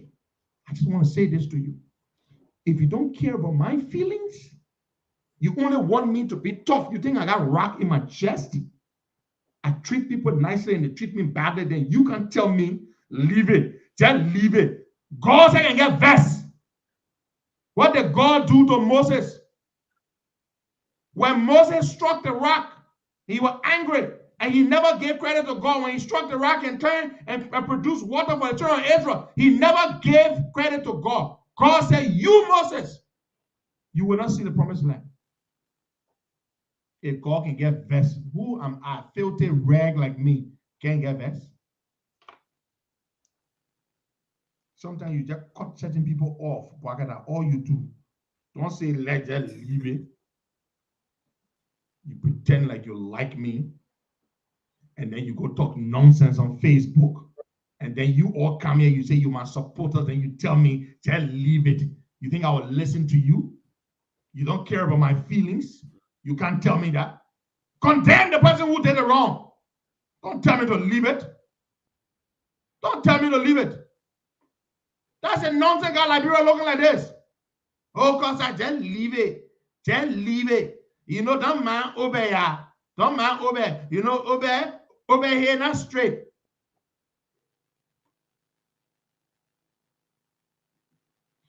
We're not doing this thing. It's not a popularity contest. Popularity does not put food on my table. I passed that level ever since caring about what everybody says about me. I passed that level. I do what my conscience is good with. When I'm at peace with it, that's what I do. For 10 years, we've been here. We've been doing this. We've faltered, we've made mistakes, we've gotten up, we've gone up, something. But don't ever act like my feelings don't matter. It hurts me when those of you who I know care about me, when somebody does wrong to me that is supposed to be one of us, instead of telling that person what you did to Costa is wrong, you don't do it, but you come to me and you say, I should leave it. Costa, just leave it there. You know you leader. Just leave it. I will not listen to you. You can be my mom. I will not listen to you. Go tell the person you're wrong. That's what you do. And just so you know, I will go on fine, have a beautiful day. Nothing any of you will think about this will make me think of you bad. You know the way I am? My hair is so hard.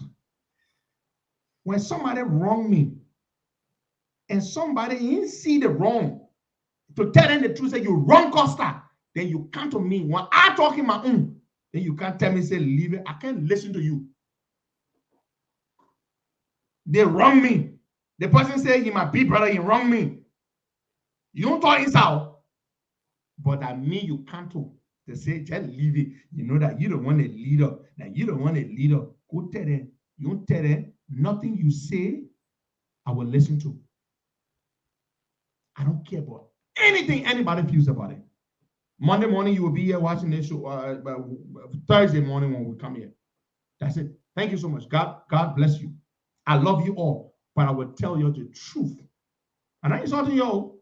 I'm just telling you the truth. And today, I will have a beautiful day. God bless you all, and I love you all.